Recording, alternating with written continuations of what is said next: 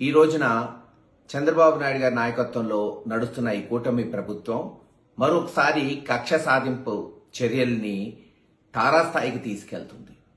Parliament సభ్యుడు 3 సార్లు గెలిచిన మిథున్ రెడ్డి గారిని అక్రమంగా అరెస్ట్ చేసి, కేసులు పెట్టడమే కాదు అక్రమంగా అరెస్ట్ చేసి, ఎక్కడా లేని ఎటువంటి అపవాదు లేని లిక్కర్ స్కామ్ అని గత సంవత్సరం నుంచి అభూత కల్పన కల్పిస్తూ అధికారులను బెదిరిస్తూ వాళ్ళని సస్పెండ్ చేస్తాం, డిస్మిస్ చేస్తామని వాళ్ళ చేత ఇష్టం వచ్చిన అభియోగాలు నమోదు చేస్తూ ఇప్పటికే చూసాం. సీనియర్ ఆఫీసర్లు ధనంజయ రెడ్డి గారు లేదు కృష్ణమోహన్ రెడ్డి గారిని అరెస్ట్ చేశారు, అనేక మంది వ్యక్తుల్ని అరెస్ట్ చేశారు.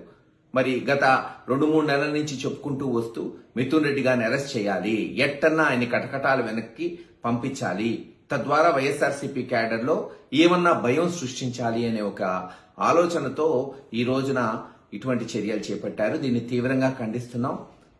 కడిగిన ఆణిముత్యం లాగా బయటకు వస్తాడు మిథున్ రెడ్డి గారు ఖచ్చితంగా. ఎందుకంటే అక్కడ స్కామే లేదు, ఇదంతా అభూత కల్పనని కాలక్రమేణా ప్రజలకి తెలుస్తుంది.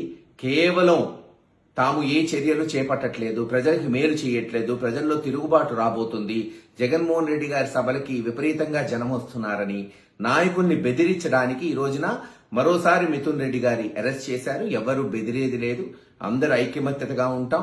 పెద్దిరెడ్డి గారి కుటుంబానికి అందరం కూడా అండగా ఉంటాం.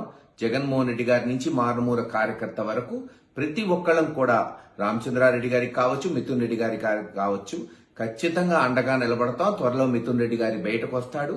కాలక్రమేణా మళ్లీ చిత్తూరు రాజకీయాల్లో చక్రం తిప్పి వచ్చే ఎన్నికల్లో అఖండ విజయాన్ని సాధిస్తారని తెలియజేస్తున్నాం.